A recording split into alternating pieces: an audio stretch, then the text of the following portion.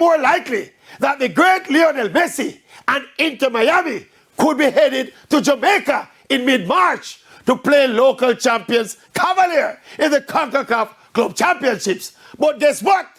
Mid-March will be smack in the middle of the crash program repair of the National Stadium track, which would make it not impossible but unlikely that club football would be played at the stadium. Of course, we're talking about the generational genius called Lionel Messi coming to play in Jamaica. And with all due respect to Sabina Park, Stadium East, or even Tony Spalling's complex, Messi should at least be offered our best possible facility.